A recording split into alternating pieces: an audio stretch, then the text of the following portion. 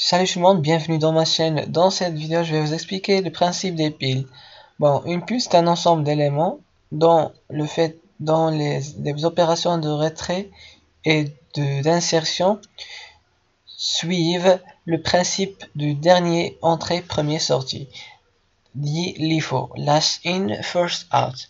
Donc, dans l'exemple suivant, nous avons un ensemble d'éléments, des nombres 1, 5, 2, 7, 6, et nous avons ici notre pile. Lorsqu'on voudra insérer, ou plutôt empiler, on dit empiler, un élément, l'élément 1 dans la pile, alors cet élément-là devient le sommet, ou plutôt l'élément situé dans le sommet de la pile. Et lorsqu'on insère on empile un autre élément, un autre élément dans la liste, dit 5 ici, alors 1 n'est plus le sommet, ou plutôt n'est plus l'élément situé dans le sommet, mais il devient 5.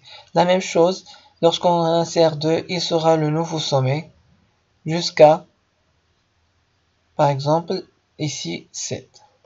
Donc, maintenant, ça c'est le procès d'empilement. Donc, on n'a pas le droit, à chaque fois qu'on insère un élément dans cette pile, alors doit être automatiquement rajouté dans le sommet de la pile.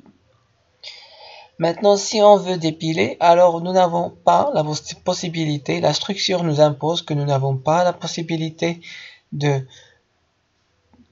retirer un élément qui n'est pas dans le sommet de la pile, étant que le sommet est unique. Donc, si on veut retirer 1, alors il faudra passer par 7, et passer par 2, et passer par 5. Donc, et pour passer à 2, il faudra passer par 7. Et pour passer à 5, il faudra passer par 2, et passer par 7.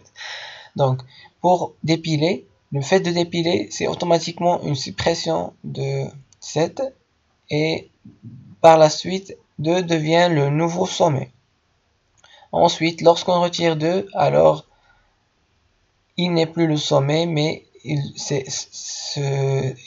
5 devient le sommet, jusqu'à arriver à 1. Si on le dépile, alors la pile devient vide. Donc, ça c'est tout pour les opérations d'empilement et dépilement.